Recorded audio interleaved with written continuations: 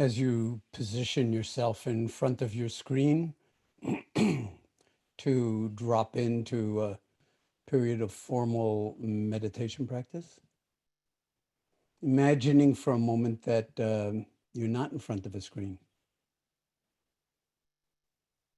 And all the moments of now that in the 24 hours that we will not be together in this way, even for the coming days that we are still going to be here together. And see if it's possible to just be here fully in the context of your life unfolding, way beyond the screen, way beyond our Indra's net that's emerged over these past, tomorrow it will be 12 weeks of being together. And all of the moments during the day when it would be possible, if we remembered, to simply drop in, or maybe even to sit down or stand up, or whatever form our practice might want to take in any particular moment, in a formal sense, and simply drop into wakefulness.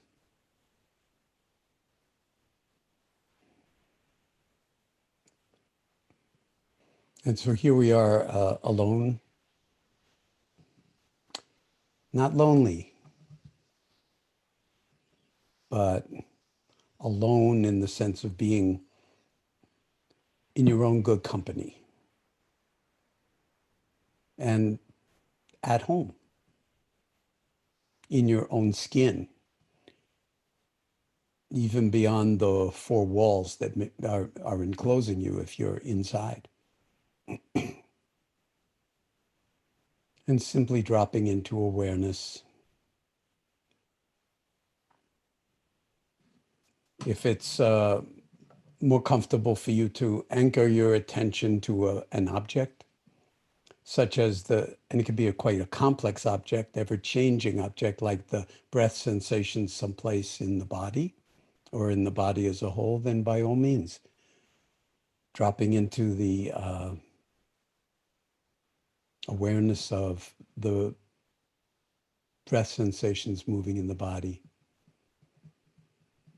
But that's simply a door into awareness itself. And whatever objects you choose, whatever door you choose, hearing or seeing or sensing or smelling or feeling, touching,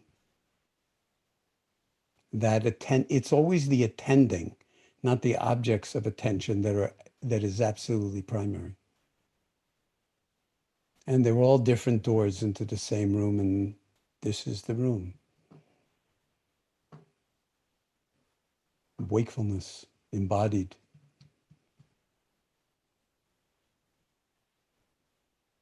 Outside of time.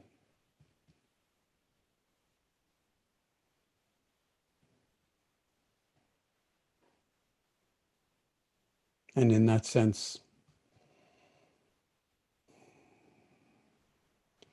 nothing's happening except everything.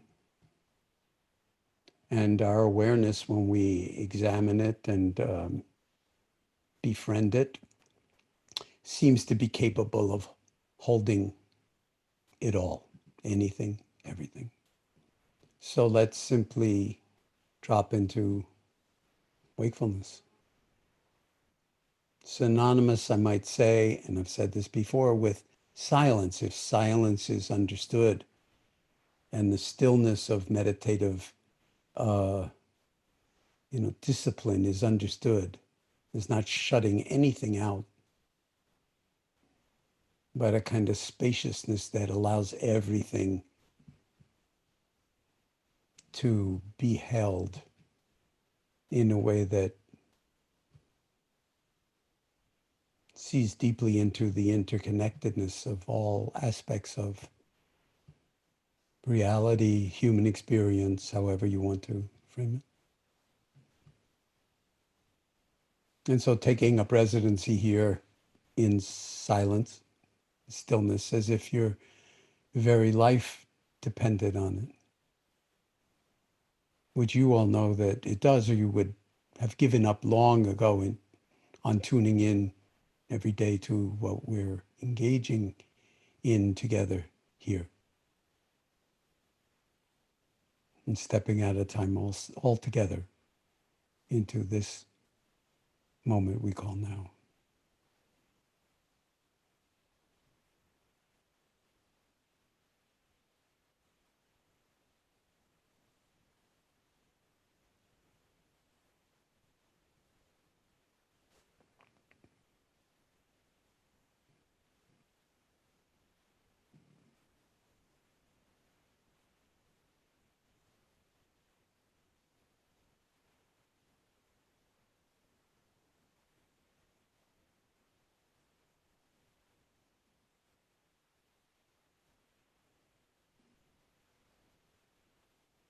If you're resting in choiceless awareness, not picking out one object that you intend to basically keep your attention anchored, and which will help you see how often the mind drifts and strays from the chosen object of attention. You might think of it as in this two-dimensional analogy, which only works so far, as an empty mirror, that your awareness is kind of like just like an empty mirror, and whatever comes in front of it, that's the curriculum of the moment. Comes, goes. The mirror doesn't pursue anything. It doesn't reject anything. It just reflects. And awareness, although it's much more multidimensional than a mirror, more like the sky or like space itself, it simply knows in the deepest, not merely conceptual way, whatever arises and passes away, that is most relevant or predominant in the field of awareness in any given moment. But again, not pursuing, not rejecting, simply the knowing that comes out of being, that's not merely a conceptual knowing.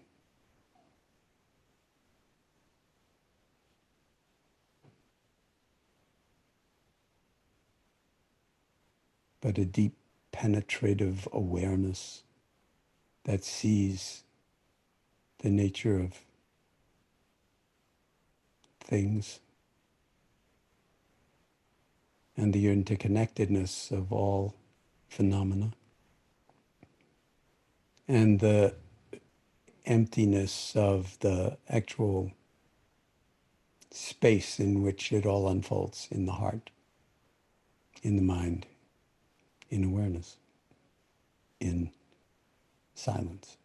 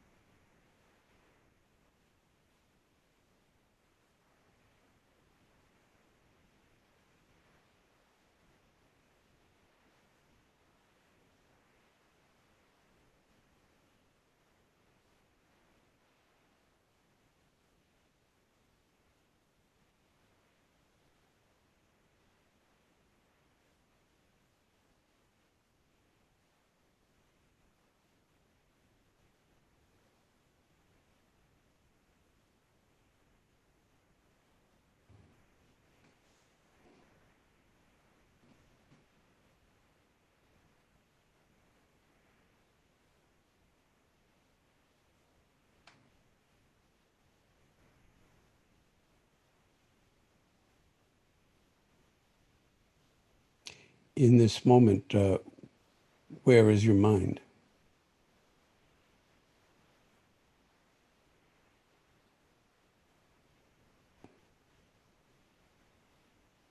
Is it off wandering someplace?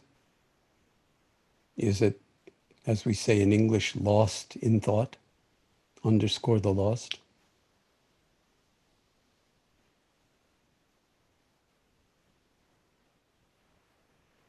Is it thinking about meditation? Is it bossing you around, telling you how to best utilize the moment?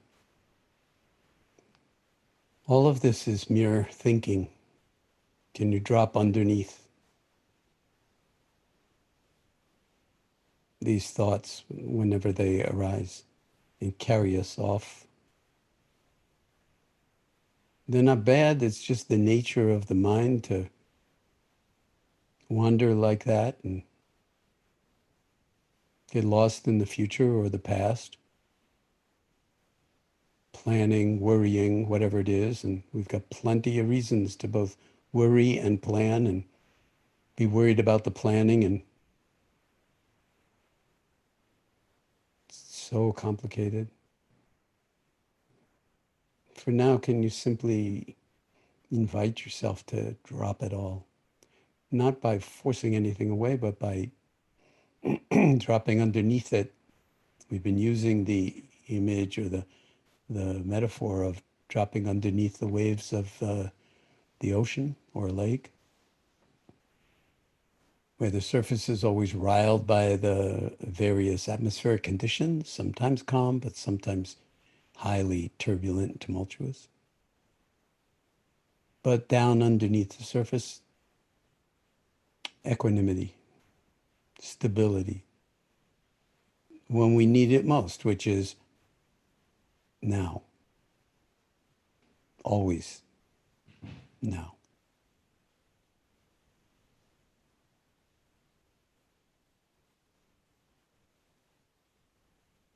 So how is it in the mind right in this moment?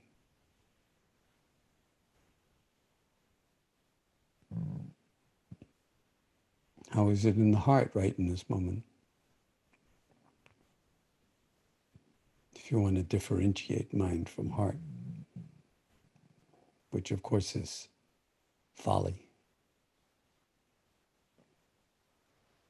And in most Asian languages, ancient and modern, from what I've been told, the words for mind and heart are actually the same word.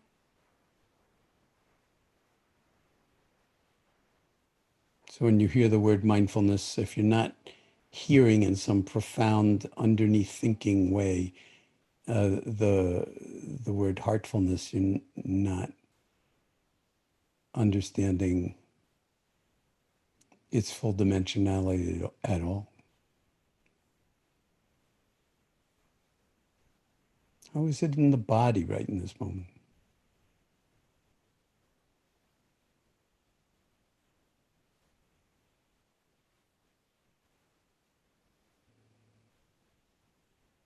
We've talked about the body as a kind of anchor for our attention. The first foundation or establishment of mindfulness in the Buddhist tradition is body.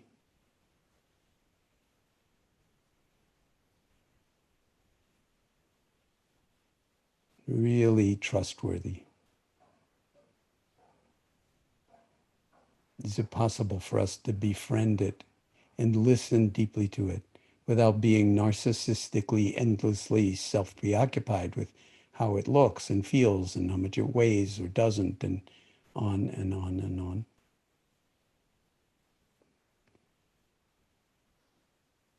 But just experiencing this body in this moment as it is.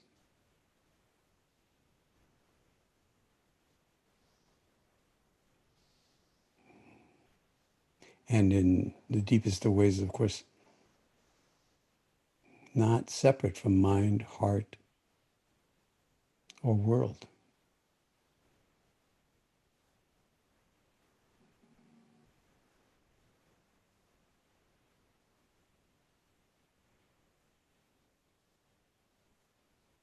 as any breath will make abundantly clear. So in the remaining minutes of this sitting, allowing each breath coming in to be a new beginning. Each out breath a complete letting go, a complete washing away of everything that's come before. Giving ourselves over to what we've been calling the don't know mind, the mind of not knowing, and the awareness of actually knowing that we don't know, and that we don't even know what we don't know. And that awareness is that awareness is a profound ally, profoundly trustworthy, gives us more degrees of freedom for relating to the good, the bad, and the ugly, the full catastrophe, if you will, of the human condition that we are walking into or that is charging towards us to a kind of phenomenal extent at this present moment globally in so many different ways. Where can we take a stand? What is reliable enough for us to actually drop into?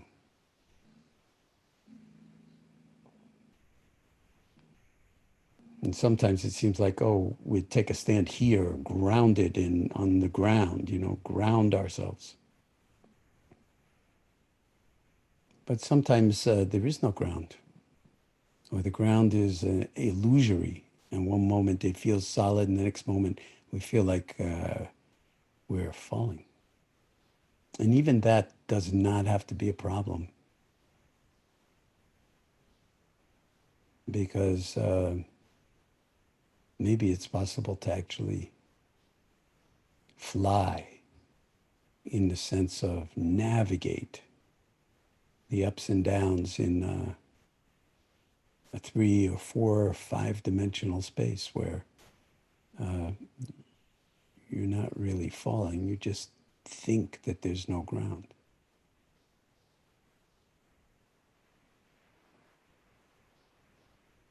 And that brings up fear instead of interest in exploring just how many degrees of freedom are available to you in your body, in your heart, in your mind, in this moment. Not just to you, but to any of us.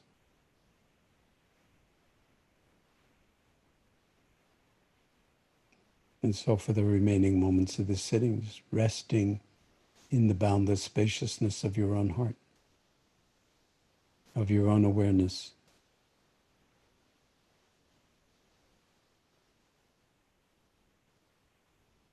And in this timeless quality of now that is mysteriously nothing and everything. No time and in a certain way eternal. At least from a human perspective.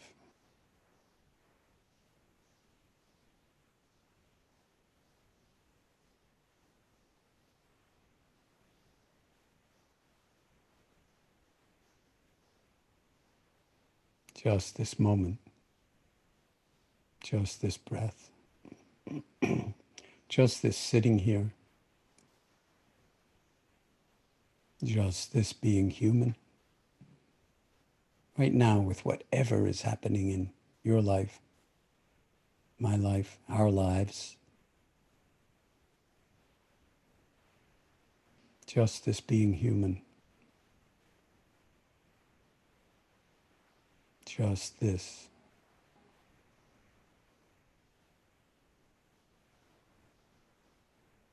Just this.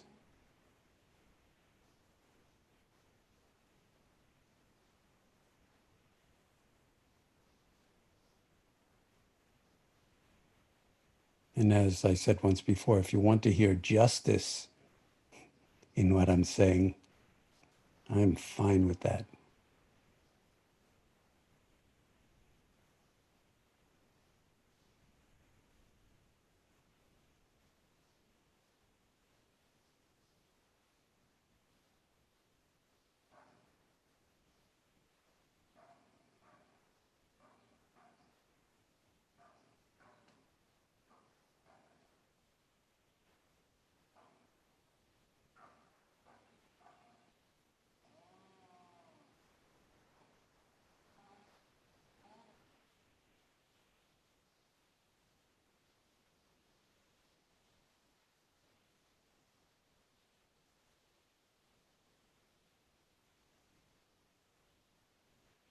Now let's see if we can turn to our screens if your eyes have been closed. And I'm going to try this once more. Hopefully, it's not going to crash the system. But I'd like to invite us to actually all go to gallery view, not say anything. You're all muted anyway. We've been gazing at each other at the ends of our time together every day for weeks now. And there's a very real sense that I'm sure you share.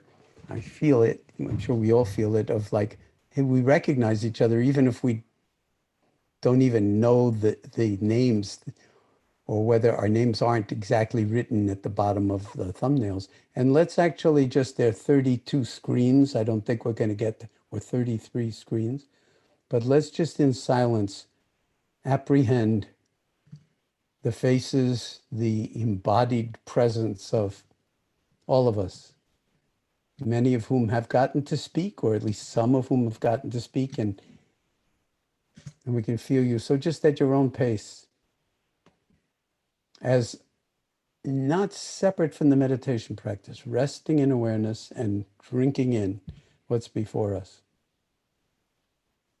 And as best you can, not thinking too much about it, but noticing how thoughts arise and pass away, how feelings arise and pass away.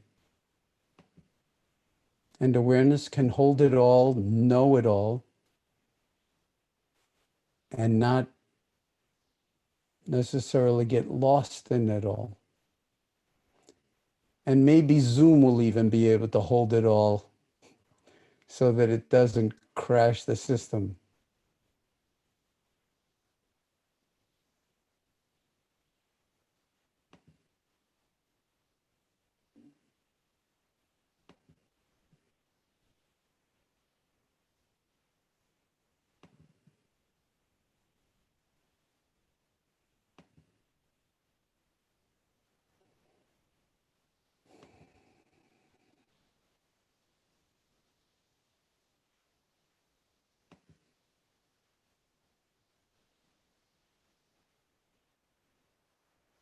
And you can see we're all practicing together. We're all embodied in this moment in awareness.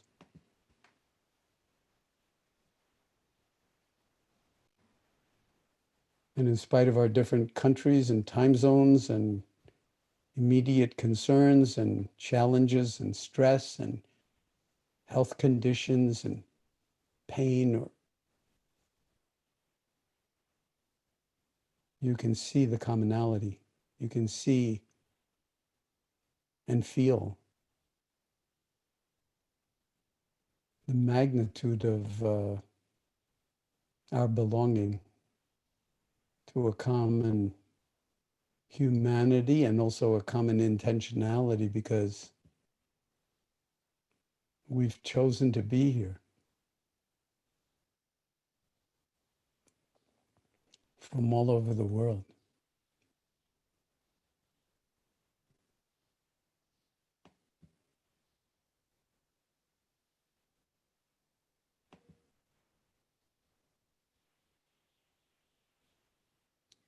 So I'm up to 26.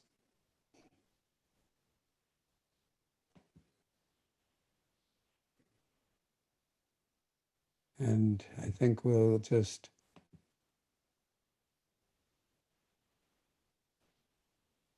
keep going.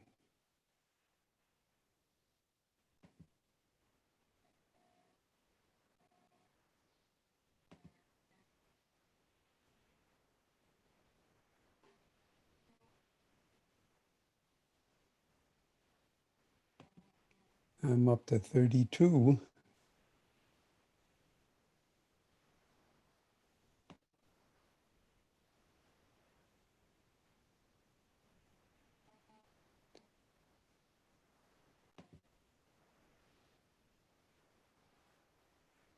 So now at 34, and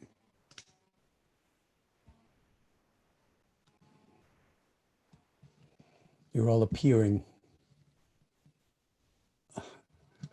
on my screen, on each other's screens. I mean, we couldn't do this if we were all in one room. So it's really quite beautiful to bring meditative awareness to this way in which we are engaging in a love affair of wakefulness and non-doing. That has so much specificity to it. I'm going back down now, and I'm going to do that a little bit faster.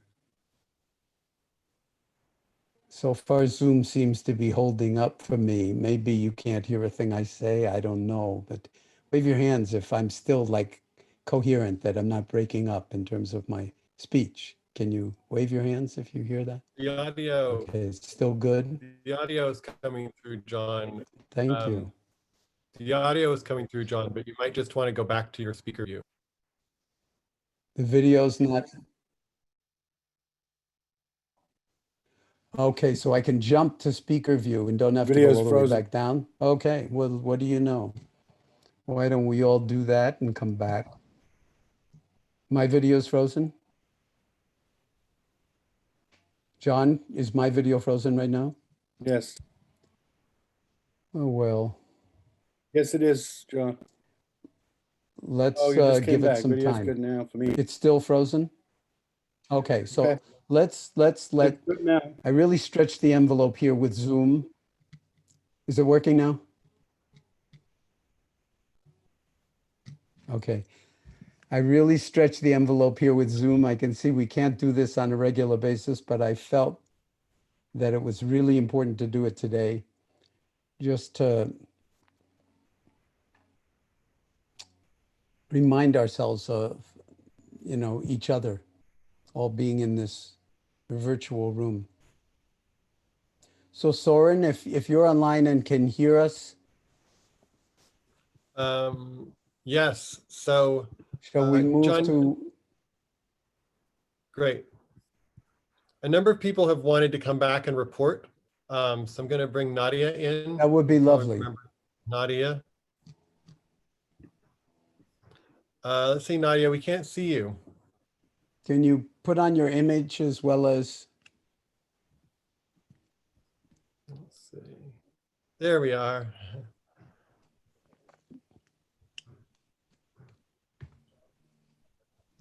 Your video's off again, Nadia.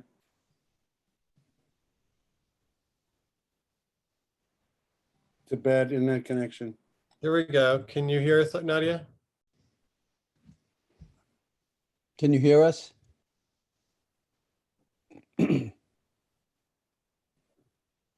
Yeah. Turn on your audio. Audio's on. Okay, try Speak to us, speaking. Nadia.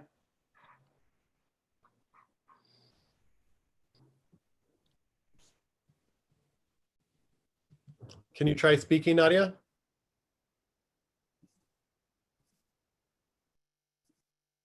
All right, let's try somebody else. Y'all come back. Oh yeah, we can't hear you.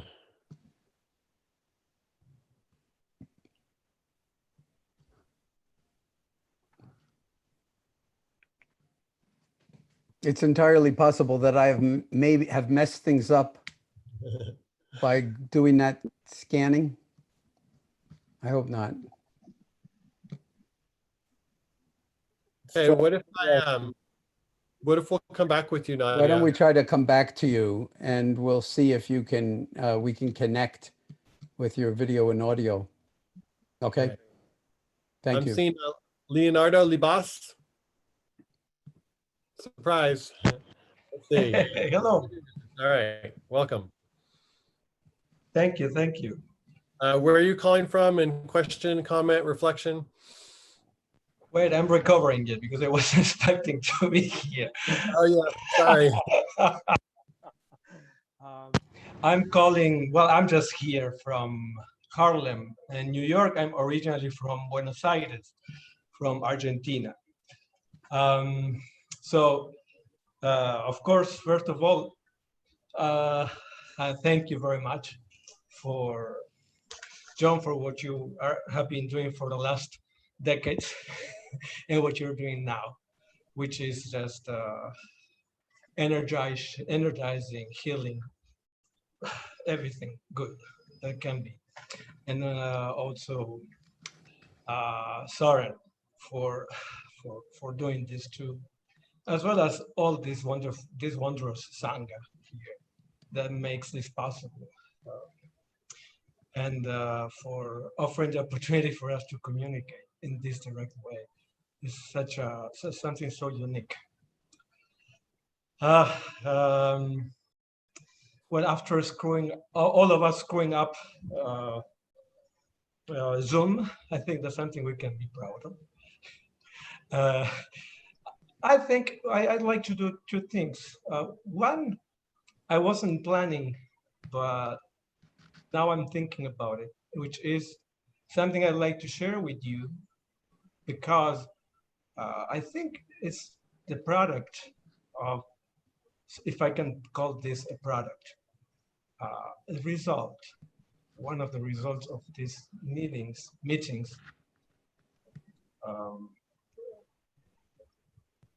which is a poem. Since you were sharing poems with us, I after an experience of meditating, I just had this insight that the best way to portray it outside was just writing this poem.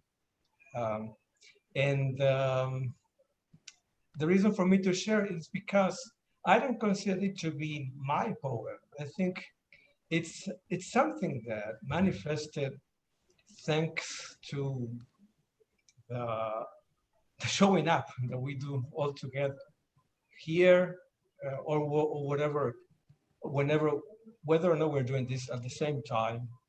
Well, it's always now, as we said. So I don't know. I just wrote it in Spanish because my native language is Spanish, and then the translation that I did to English.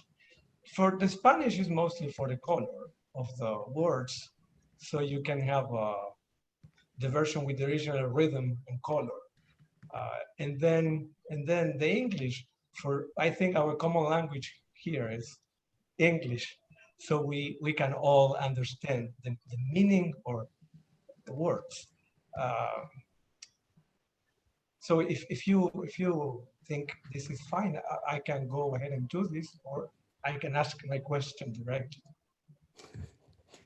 How long is the poem?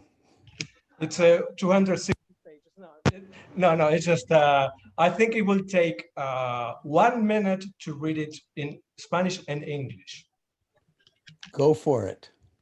And then you have a question you want to ask, right? Yes, Okay, and that go for it. question, I think it will take. Never mind about the question right now. Just give us the poem. Share the poem with us. Thank you. I hope you enjoy. So first I will read it in Spanish and then in English. Mm-hmm. La mariposa descansa en la flor, el ser en la respiración, el cuerpo, el corazón. La mariposa descansa en la flor, el ser en el ser. La mariposa, la flor, descansando en el mundo. La mariposa, la flor, el mundo que somos. Descansa en el espacio, igual a la mariposa en la flor. El espacio en el universo, la mariposa en la flor y el universo descansa en el universo. La mariposa, la flor. That was Spanish. Now I'll read it in English.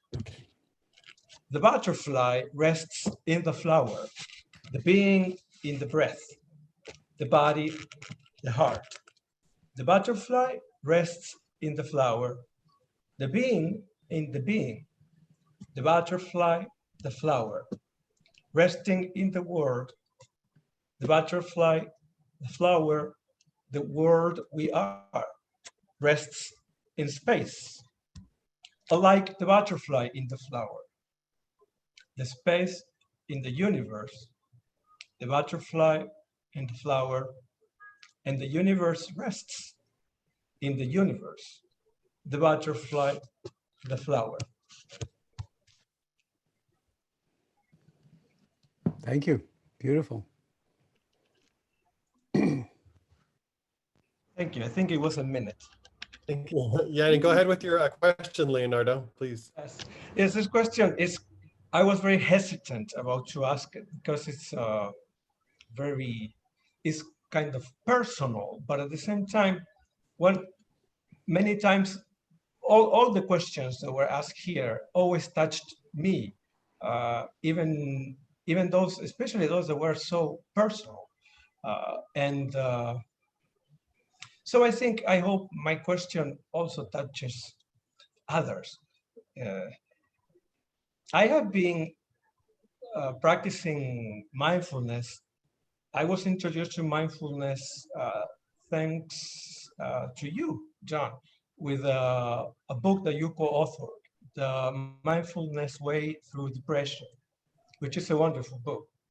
And I followed it through. That was my first 8-week course.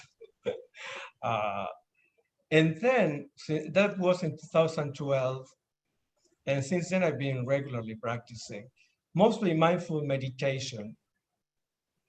Of course, I had times off and on, but most of the time I was on. And then also I was introduced from you. So you introduced me to metta meditation in one of your guided meditations. And Loving kindness for people who don't know the word metta. Yes. Thank you for the clarification. Loving kindness meditation. At the beginning, it was not, very much appealing to me. It was contrived. But then I moved here to New York, and I got in touch with the New York Insight Meditation Society, and then the Interdependence Project. And then in the Interdependence Project, Kimberly Brown, the founder of the Interdependence Project, was guiding, and I think is guiding weekly, at least before coronavirus, a weekly meeting of loving kindness. And I was attending, and that's when I just felt the powerful practice is to open the heart, to have access to a boundless heart. And then I started to practice since 2017, mostly focusing on metta, on loving kindness meditation. And even I took a short course to be, I was so enthusiastic that I took a short course there with the Interdependence Project to be an instructor in loving kindness and compassion. Now, I am, I would say, even before the coronavirus time, and here's my question coming. That's to give you some context. I have made throughout meditation, I found that at the core of the being is this willingness to collaborate with myself and everybody to awaken in the heart, because I consider it to be crucial. Now it's crucial, and it's always crucial, has been, because it's always now, right? But now is particularly crucial, I think, this development of the heart. Now, I am a formally trained musician. I compose music and conduct choirs and orchestras professionally. And I want the core of my activities to be based on this, which is, I think, what gives sense to meaning to my life, just to collaborate with the awakening of the heart. It's not that I'm bringing something to anybody. I'm just, if I'm fortunate, I can help to open a door to access something that is already there. So the question is, you have the experience, you have a very big perspective on how to navigate this in a way that has integrity with the practice, and also that is healthy for me and for all others I approach. I want to go in depth into this, studying either. So I was wondering, how can you help me and others to guide us? What would be, in this case, the best ways to navigate this transition for me? I don't know if this question is clear. It's clear enough, Leonardo. So, and it's a very profound question, especially if you are an orchestra conductor and musician, and with everything you said about loving kindness and mindfulness practice. So you may not like the advice that I will be giving you, but my response would be to listen to your own orchestra. And I don't mean the outward one in the performance hall, but the listen to the multiple instruments, so to speak, or sounds and intuitions within your own heart, and see what the offering is that feels so compelling that you can't not do it. And then that's your karmic assignment of the moment for now. And it may and probably will grow and develop and change over time. But there's no linear way to get to some place that you're idealizing as the perfect place for you to have all these things come together. But if you allow what I just said and your life to sort of be recognized that it's one seamless whole, then your love will take care of that, and it won't be a problem. It will be an adventure. And that's where creativity and imagination and wisdom and compassion and heartfulness all flow from. So it's a matter of very, very, very deep listening. The kind of deep listening that Mozart might have done, or Beethoven, or Bach, or whoever the great composers are in your view, or poets like your neighbor, Pablo Neruda, for instance, one of the great Spanish poets. I was, quoting from Juan Ramon Jimenez yesterday, or, Antonio Machado. I mean, there are so many different voices, most of which I don't know, okay? But the voices that you know in both music and in poetry, let that be your diet and your karmic assignment and your meditation practice, and see what happens. Okay? Yes, Thank you. yes, that sounds great. Thank you. I think we're going to Anything try. Let's see if Nadia has her video. Anything else, Leonardo, before? Yeah, Leonardo, was there anything to respond from what I just said? Does that seem appropriate to you? And It seems very appropriate. I was perhaps just also thinking I think that anything that I could add, I think it's better just to let my answer and your question to rest there. I love it. Yeah. Thank you very much. You're absolutely right. And that this just demonstrated a whole other level of understanding on your part.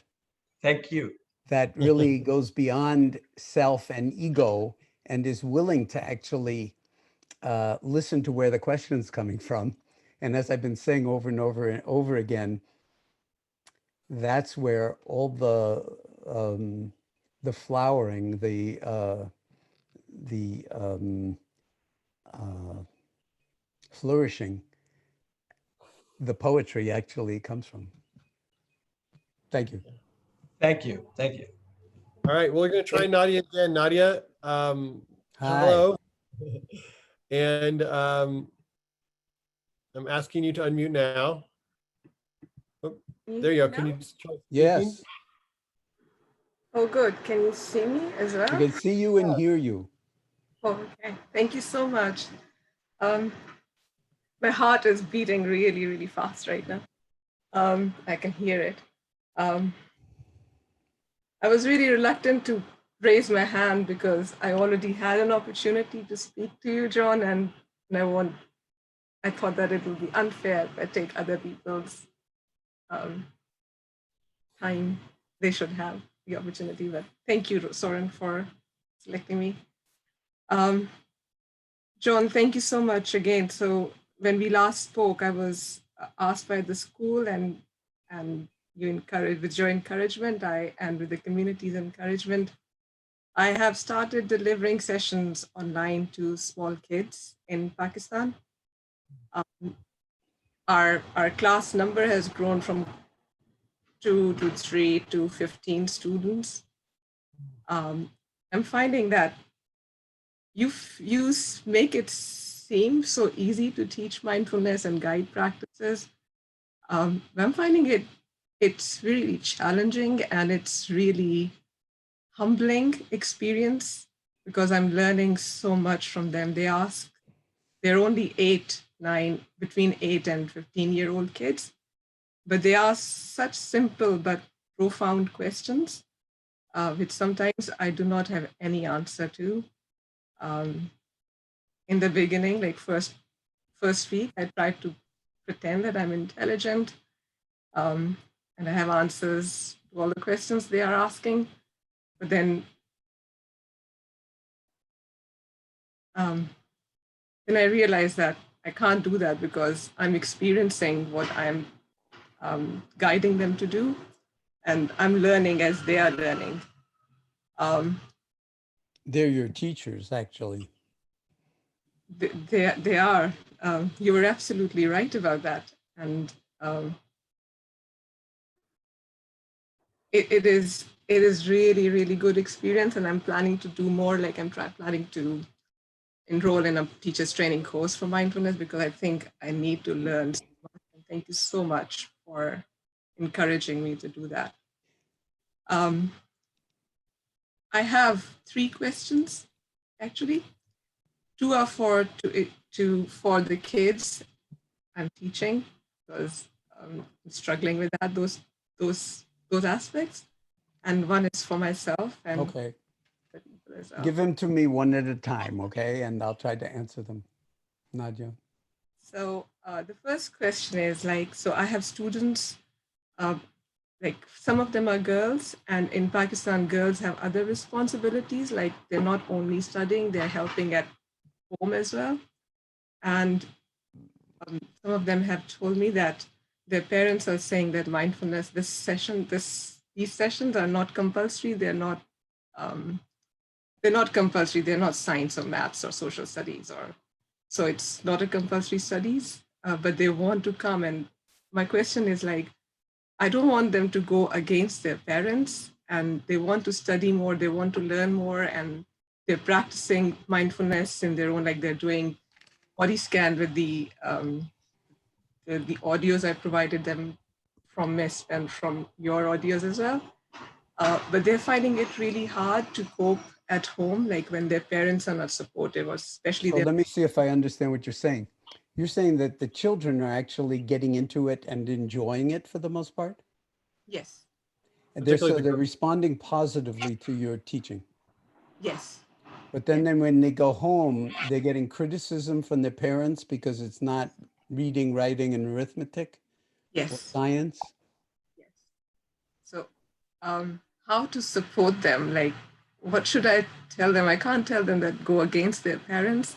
And I did say that, oh, look, if you're doing the hand, like just the finger breathing, nobody knows that you're practicing mindfulness, but you know that you're practicing. Yeah, You're being mindful.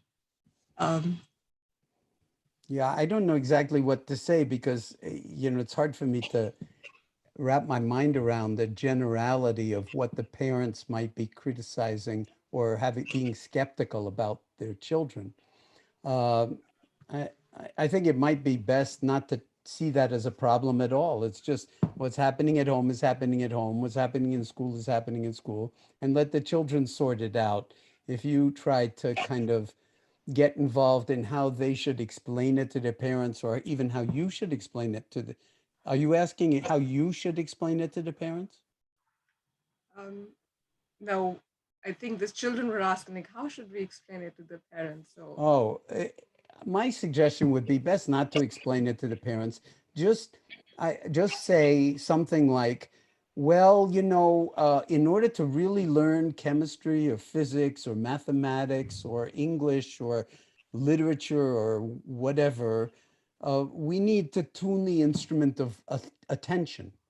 And mindfulness is what tunes the instrument of attention so that we can actually absorb whatever the curriculum is of the more academic curriculum, and then appreciate how one discipline relates to all the other disciplines, which is really the heart of education. And leave it at that, something really simple that you could say in 1 or 2 sentences. thank you. And then see what comes back at you. It's not the end of anything, but at least that might be a first chess move. Yeah, I'll try that. Thank you. I can tell you that I've had the experience of teachers telling me, after teaching kids mindfulness in the schools, in public schools in the United States, that the parents had many questions about what was going on because the kids seemed different, that they seemed less agitated and less easily provoked and teased and stuff like that. And they were calmer. And then they were telling their parents to calm down and not believe all their thoughts and fall into emotional activity. And the parents want to know, what are you teaching my child? Where my child is now beginning to give me guidance on how to emotionally regulate myself. So it's a very interesting terrain, but the children actually wind up often teaching their parents that self-regulating in the face of stress and anxiety and mental, agitation is something that the parents need as much as the children. They're under as much stress as the children, maybe slightly differently. So unless there's some kind of major backlash because of, say, maybe they think you're teaching them some kind of religious thing that's very different from what they understand their traditions to be. It's not true, but you could think that. Then that would be, you'd have to respond to that kind of criticism somewhat differently. Yeah, I don't think it's that at the moment. Okay. So that does that make sense to you, what I just said? Yeah. Okay. So you play with that. And the other question is, so I've got an 8-year-old. He's super excited about, like, he's coming every single class every day. And then like another 8-year-old, and they're like, how to explore boredom and fear of failure with the as young as 7 and 8-year-old. I'm sorry, I missed what you said. How to explore what? Boredom and fear of bottom. and the fear of failure or doing things wrong. Oh, well, everybody has that. I mean, everybody's insecure. How to explore the fear of failure or not be caught by the fear of failure? Yeah. And boredom, is that what you said? Boredom? Boredom, yeah. Oh, well, boredom, as soon as you start meditating, boredom becomes a major part of your experience, right? This breath is so boring. This breath is so boring. This sitting here is so boring. Now, I don't know if this will work for 8-year-olds, but I do this a lot with adults that say things like that. Oh, you find the breath really boring? Well, here's a little exercise that you can do to, like in the laboratory of your life, to explore that a little bit more. You take your thumb and you push it over one nostril. You put your index finger over the bridge of your nose, and then you squeeze the other nostril with your middle finger. And then you see how long, you can even use a stopwatch, and you see how long it takes before and you keep your mouth closed, and you see how long it takes before the next breath is the only thing in the entire universe that you care about. And it won't take very long because we have to breathe. So there are all sorts of, I think, skillful ways, depending on the social circumstances, the culture, and so forth, to wake people up, so to speak, whether it's parents or children, to the importance of paying attention to all these aspects of living that we take so for granted that we never give them any thought until, say, we're choking on a piece of food and we can't breathe, or somebody has some serious respiratory illness, whether they're an elderly person or a child. Or in the midst of this COVID pandemic, that's the major organ system that the virus, when it really hits hard, it's the respiratory system that it destroys and kills people with. So appreciating the breath is not something that's kind of a second order nicety that you're doing to make your kids feel better or to reduce one's stress a little bit. It's absolutely fundamental to understanding what's possible for us as human beings while we still have the chance. In other words, living life as if it really mattered. That's the ultimate curriculum. Now, I hesitate to mention this because you're in Pakistan, but there was an Indian teacher who died maybe 20 years ago named J. Krishnamurti, who I think was incredibly beloved in Pakistan as well as in India, who had like profound wisdom teaching. And he wrote a book back in the early 1950s called Education and the Significance of Life. I would recommend you read that book. Whether it's appropriate for helping you deal with the parents, I don't know. But, you know, it's all about the power of awareness to actually transform education so that virtually every aspect of reality is interesting if we're willing to really, really, really pay attention and ask deep questions about why things are the way they are. Then even, you know, if you know, you're afraid of science or math, it can be taught in such a way as all of a sudden math is the most interesting thing in the world. Numbers are the most interesting thing in the world. Arithmetic is the most interesting thing. 0 is the most interesting number in the world. I mean, there's no end to this, and physics and the universe and growing food and agriculture and history and, you know, everything is interesting if you're willing to come to it with an open mind. And again, I want to stress that this is not about trying to control the children's mind or thoughts or anything like that.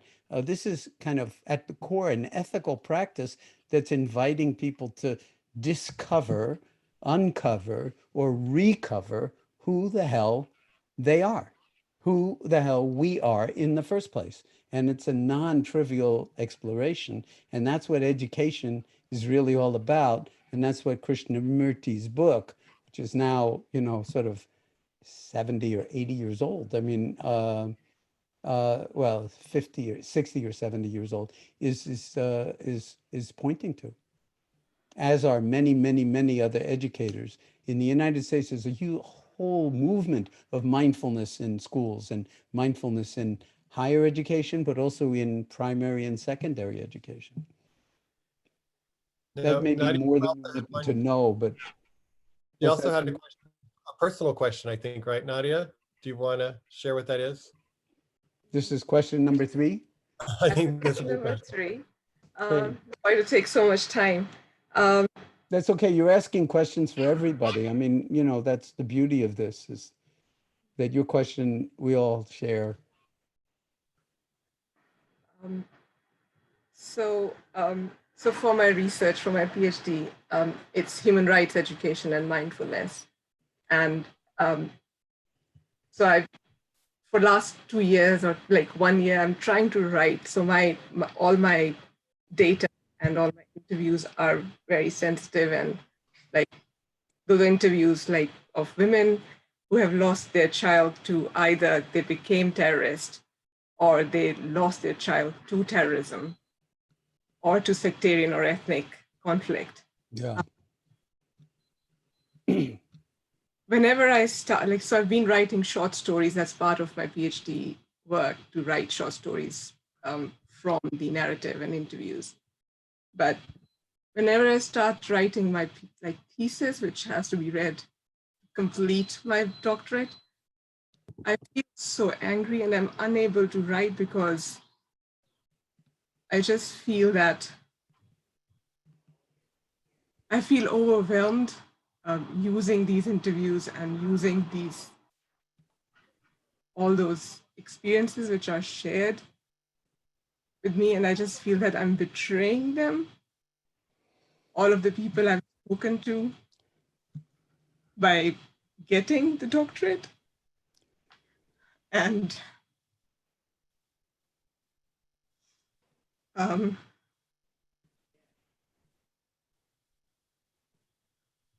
even thinking about those women and the people I've spoken to, it's really overwhelming. Yeah. Wow.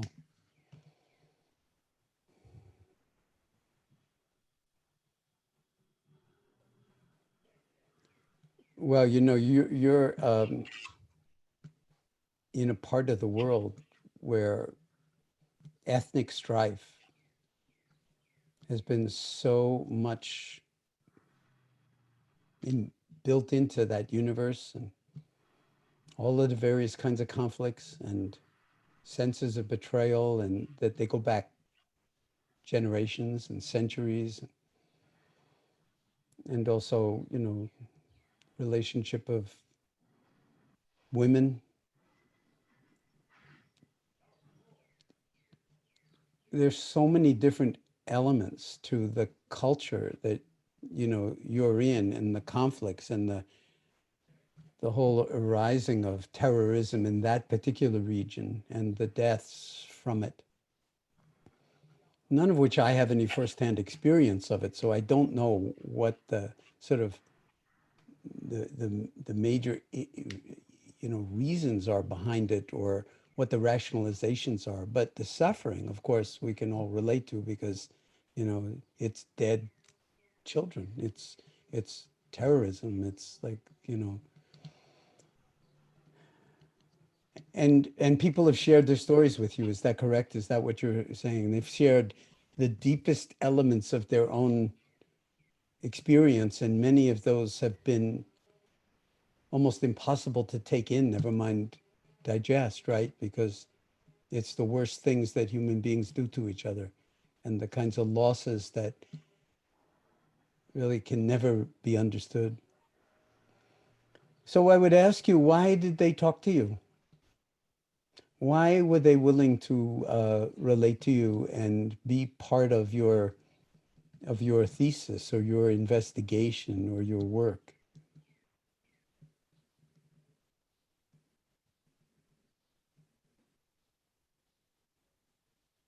Because they wanted to share what they're going.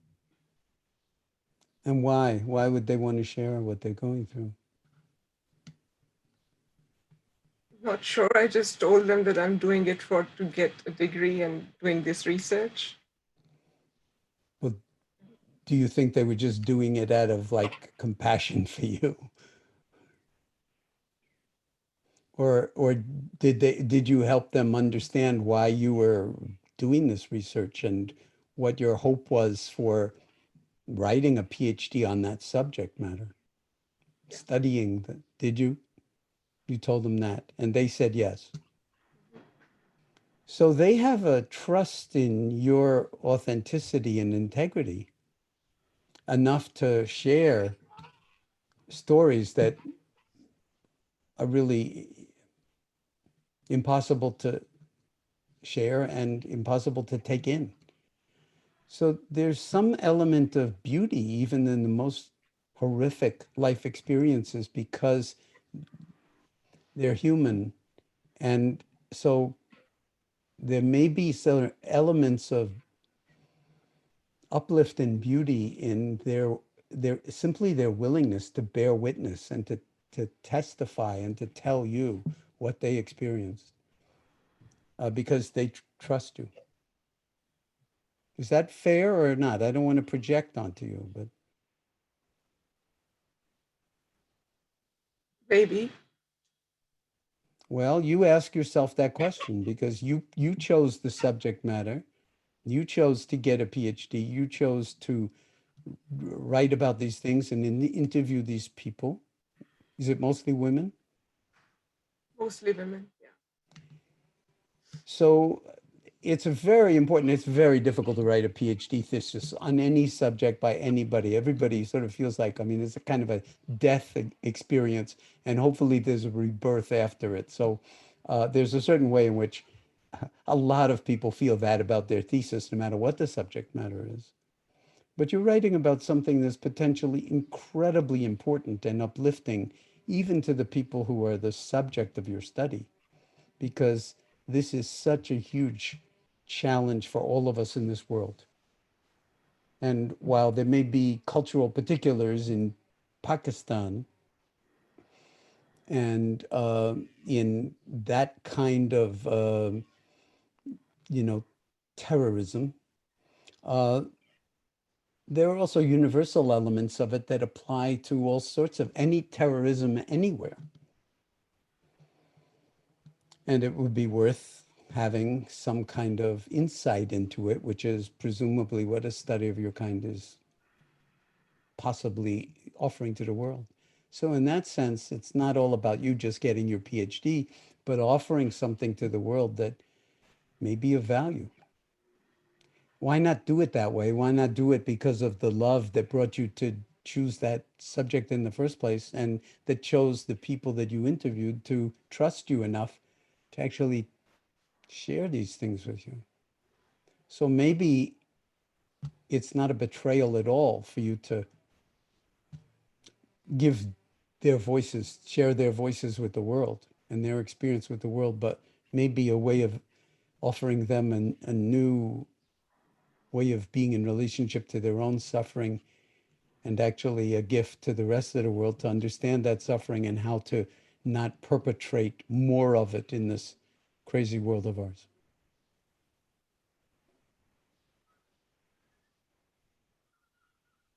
Do you want to respond?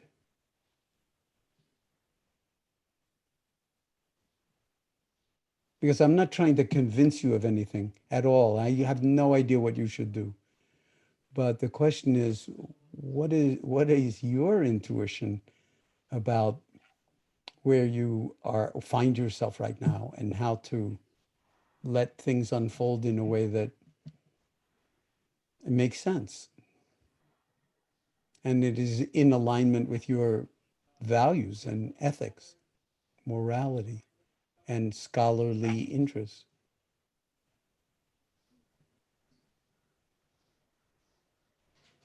Yeah. Yeah, somebody in my last small group, they said that do meta mindfulness, and I did not know what meta was. And now that you just explained that, loving and kindness meditation, Yeah. I think that might help me to write and understand or how to write about such difficult and emotional subject. Yeah. And just to say, I mean, please don't differentiate loving kindness meditation from mindfulness meditation. They're the same thing. They're different doors into the same room. Okay, I've been emphasizing from the very beginning that even taking your seat is a radical act of love. So see if there's something here that can actually nurture what wants to emerge now from all of the work that you've done in the past. And this will shape what emerges in ways that have tremendous potential personal benefit to you, to the people who you've been studying, and to the rest of us in the world.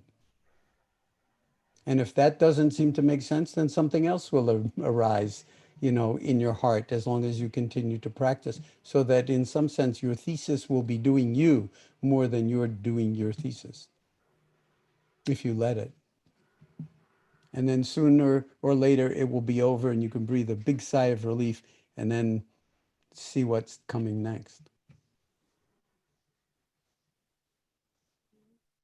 Okay? But make sure you give it to these people that you've interviewed and express your gratitude to them for allowing you to, you know, do that kind of a study. I hope this has been helpful, It has, Nadia, yeah, and nice to see you again.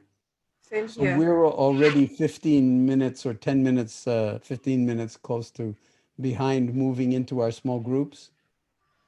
So if it's all right with you, we'll do that now, okay? If you're okay with our interchange, with our exchange. I, You're muted now, so. you're good now. I just wanted to share, like after that, like I started helping a local teacher over here to do mindfulness sessions in UK. So for the UK time, like if people are in UK, so it's the website called beinginside.com, and yeah, so there's like small group over there going on as well. So Wonderful. Okay. Thank you. Thank you very much, Nadia. Be well in all thank you ways. so much for your help. So we're going to put up a slide now that's going to show you where to go for the small groups. If your name begins A through M, you go to breakout group A, which is at wisdom2conference.com/group1. Your name